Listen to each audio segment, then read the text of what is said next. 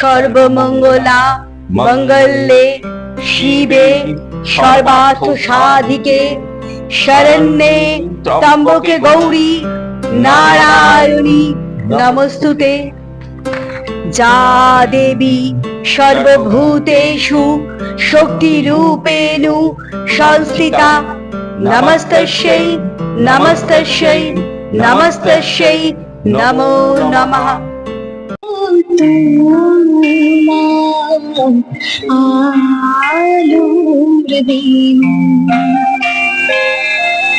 মাতলো রে ভুবন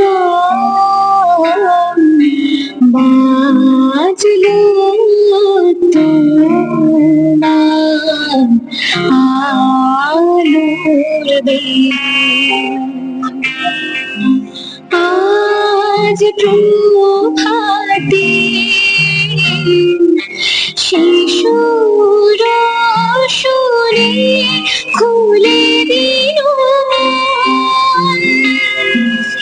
বাজলো বাজলো বাজলো তোমার আলোর বেণ। আজ শরতে আকাশ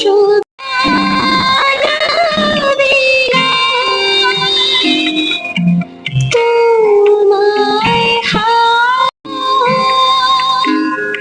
তোমারি আলো নিরূপম ভোরের পাখি উঠে গাহি তোমারি বন্দন। মাতলো রে ভুবন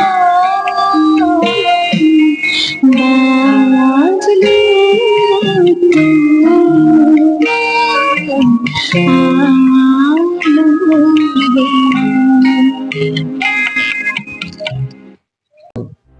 মা তো দুর্গে বলদায়িনী প্রেমদায়িনী জ্ঞানদায়িনী শক্তি স্বরূপিণী ভীমে সৌবরুদ্র রূপিণী।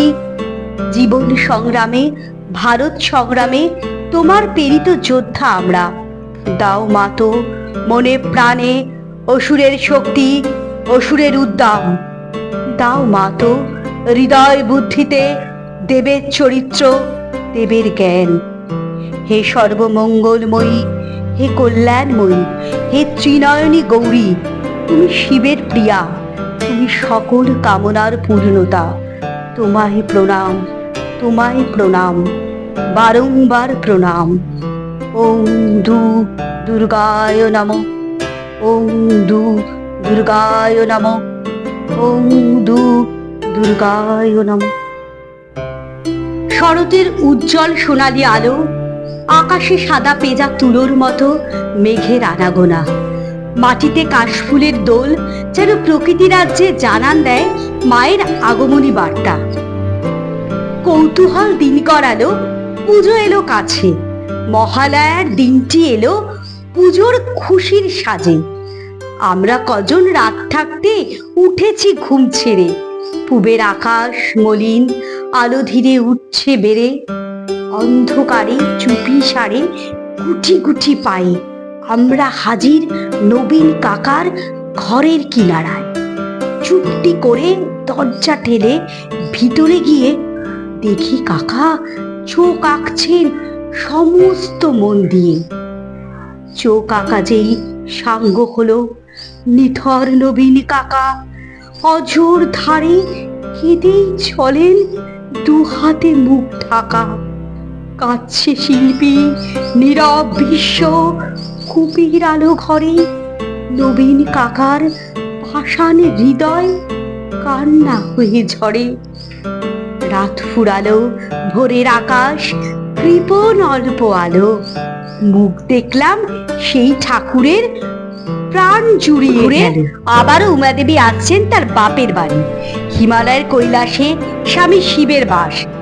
সেখান থেকে সুদূর পথ পাড়ি দিয়ে আসেন সমতল ভূমির এই বাংলায়। সঙ্গে নিয়ে আসেন গণেশ, কার্তিক, লক্ষ্মী আর সরস্বতীকে। প্রতি বছর শরৎকালে দেবী দুর্গার এই আগমন হয় তার নিজ ভূমিতে। হিন্দু শাস্ত্রমতে দেবী দুর্গার আবাহনী মহালয়া হিসাবে পরিচিত। এইভাবেই মর্তলোকে আবাহন ঘটে দেবী দুর্গার।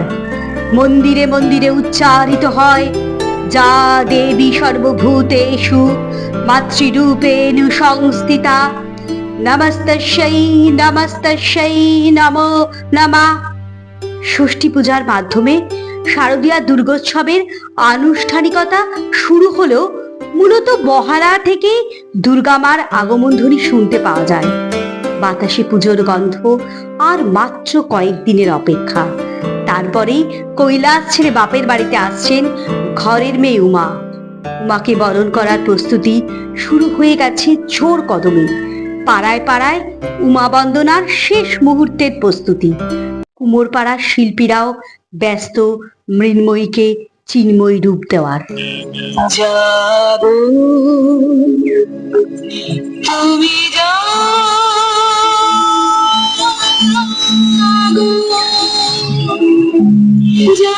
দুর্গা, জাগো দশ প্রহরাধারিণী, অভয়া শক্তি বল প্রদায়িনী, তুমি জাগো জাগো তুমি জাগো।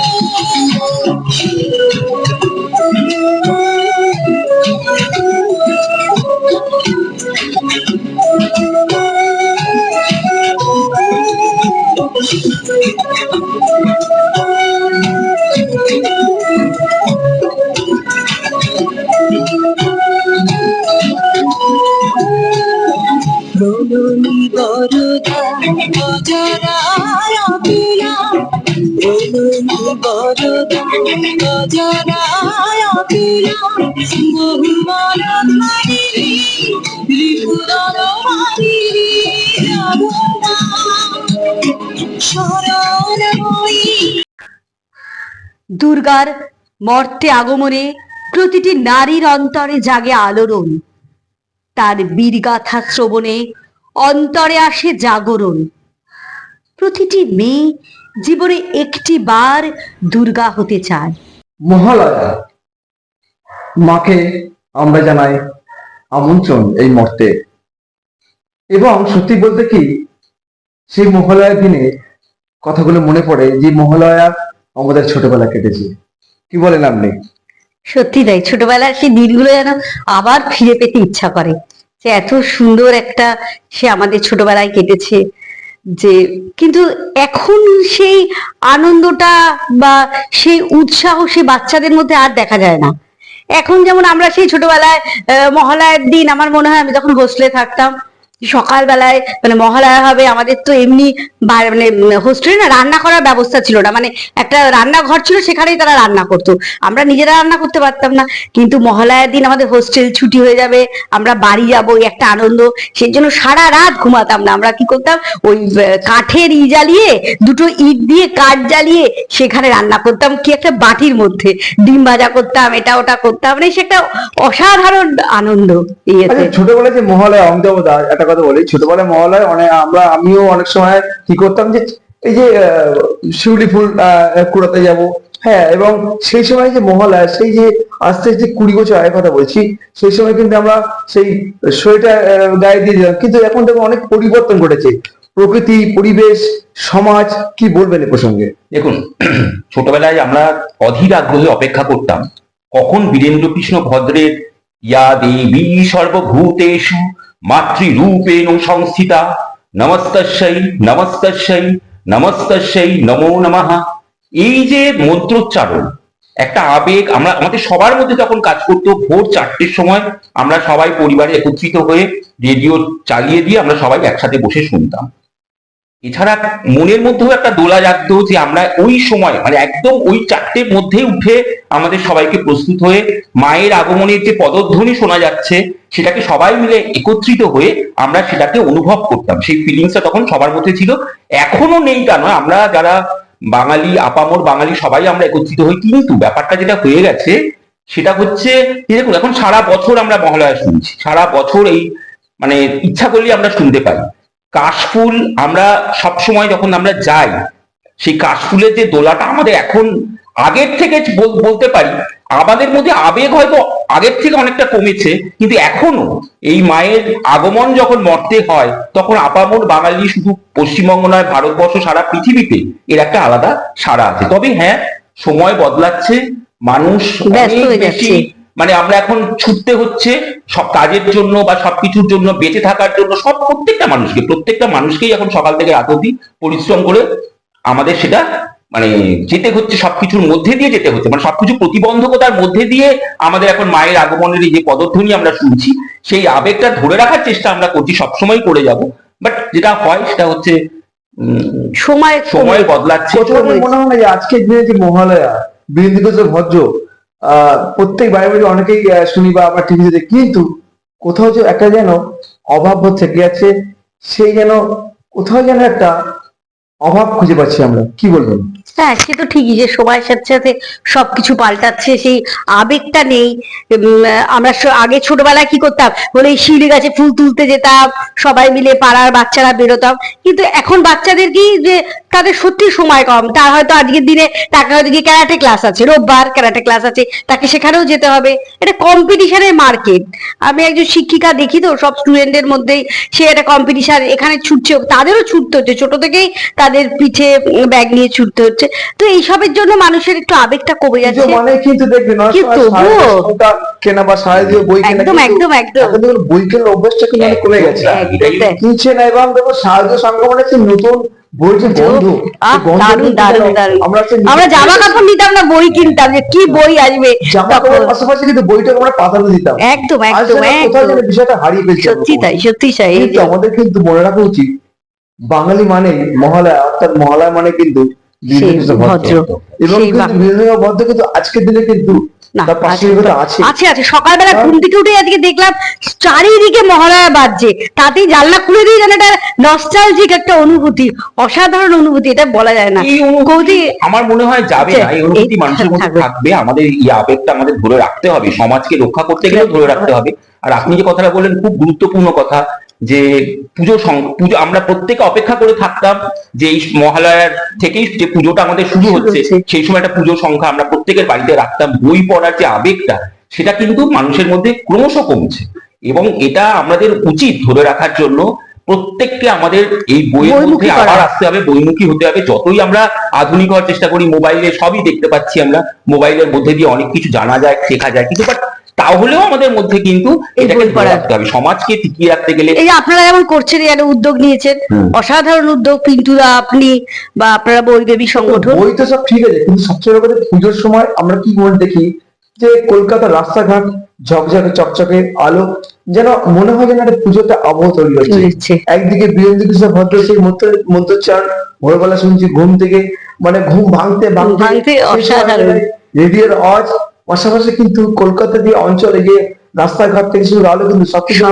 আলোকিত। অর্থাৎ পুজো আসার সঙ্গে সঙ্গে কিন্তু সব জায়গায় একটা কিন্তু সাজসাজের রব, অর্থাৎ কলকাতা পুরসভা যে পরিষেবা, সেটা একটা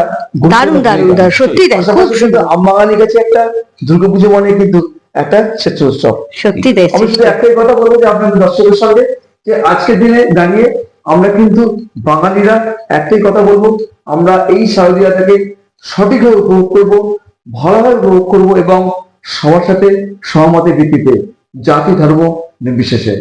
নমস্কার। নমস্কার। ঠিক বললাম?